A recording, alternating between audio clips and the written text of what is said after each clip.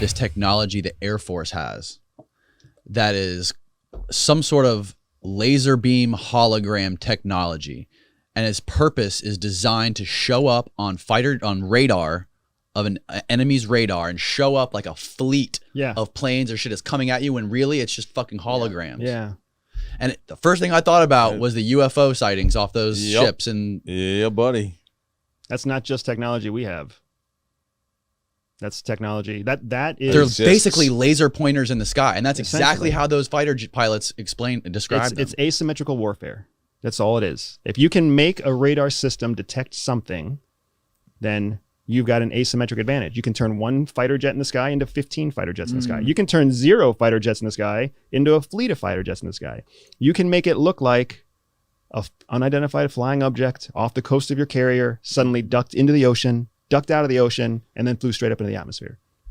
You can essentially incapacitate any radar-driven device with disinformation. Yes. Is that what you think this is? After we talked about this maybe almost a year ago now. Yeah. Has your opinion changed on it since then? No. I mean, if anything, with the increased amount of research and the increased amount of information that's come out since the government started releasing its UAP and UFO, reports, the overwhelming probability continues to point to terrestrial explanations, right? Whether it's new weapon systems, old weapon systems, experimental weapon systems, disinformation systems, whatever it is, that is still the predominant description. There's fantastic reporting out there that explains the tic tacs that we're seeing.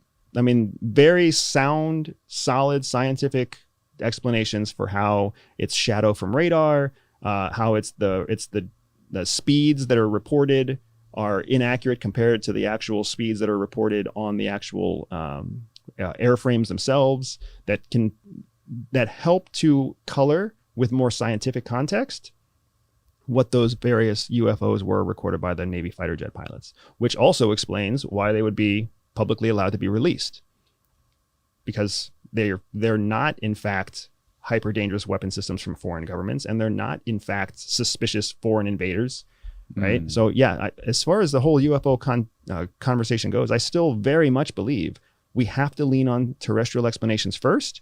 When those are proven to be unreliable, then we can open the door to what's next. But we have to start with what we know. That's what science is. You start with what you know. Well, then how do you rationalize the New York Times articles coming out saying that we have to take these seriously as a otherworldly threat? I don't know if the New York Times is coming out saying we have to take them seriously as an otherworldly threat, then whoever literally the word threat they use. I'm sure, but otherworldly is the thing that I don't necessarily believe. Right? Do we have to take them as a serious threat? Yes. If you have some sort of phenomenon happening in the atmosphere that puts commercial airlines in danger or puts military aircraft in danger, yes, that's a threat that you have to take seriously. But do you have to take it seriously as an otherworldly alien species threat? No. And I think the government is doing the right thing, answering to the American public and answering to general flight safety and air superiority. If you want to control the skies above a battlefield, you have to understand what's happening in the skies above. That's why special operations have special ops meteorologists, because you've got to be able to control the sky. Yep. If there are pockets of gas and weird lights and objects in the sky that could put a pilot at risk or put a drone in danger, we've got to understand what it is. Yep. Is there a protocol for if a spaceship lands on the White House lawn? Is there a government protocol? Somebody got paid for that. Had to happen. Yeah. Someone at Deloitte. No doubt. Yeah.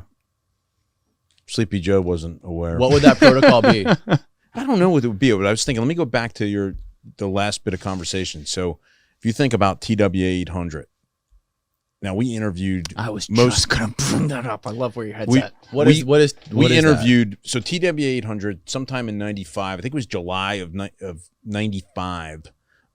There's a commercial airliner coming out of LaGuardia Airport, heading to France, packed. It's a 747 packed. There's probably 300 passengers on it, and it shot. Well, I won't say it shuts down. It blows up in midair about 13 miles off of the airport, and everyone obviously dies. Is this splits in half. the soccer? Or is there students or something? Students. That's right. It was students going over to some type of summer youth week in France. Yeah.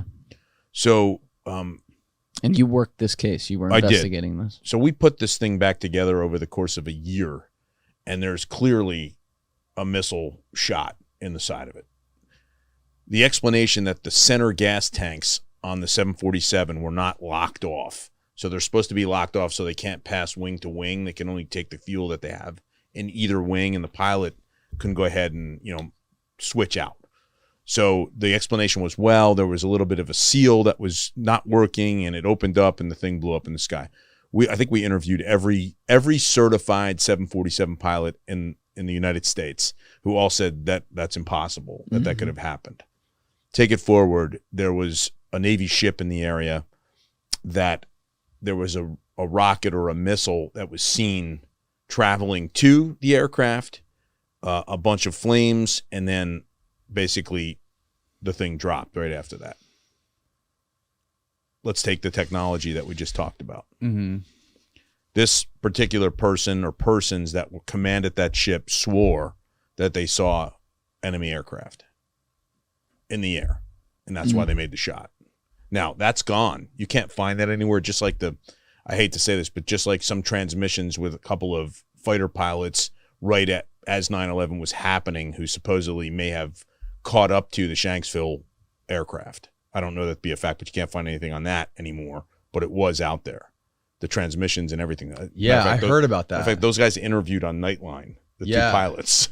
So Ted Koppel interviewed them. Here comes the comments. And then it's gone. Right. So, but take that TW-800, think about what we were just talking about with things in the sky to make it look like as if there's a fleet of fighter jets, rolling across from another country. Take the Navy ship in the area, take the eyewitness accounts, including, I think, Pierre Salinger was one of the ones that actually reported on it. Who knows, right? I mean, yeah, here we go. Conspiracy theory. Right. So, yeah, because I wonder if that was... Let the skepticism begin. The reason I was going to ask about that... Right, though, makes sense, right? It doesn't.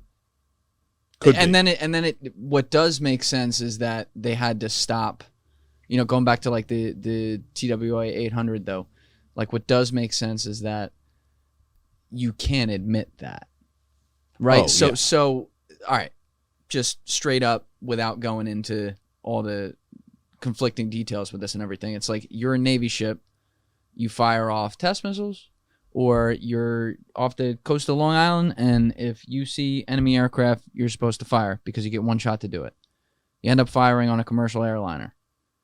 We all know what kind of hearings would happen in D.C., the regulation and what you wouldn't be allowed to do anymore. And so from a cost-effective perspective, which is a very callous way of putting it, there's no reason to say that the military, the Navy, whatever, wouldn't make an assessment there in coordination with the top levels of government to say, look, win some, lose some.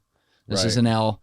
Public can't really know about this, and we're going to move the fuck on. And then they shut down your investigation. And again, that's a tough one because if there's no malice with it, which I guess we'll never know, but I have no reason to believe, like, why would you shoot down a bunch of students going to fucking France? You know what I mean? Like, there's no malice there. No.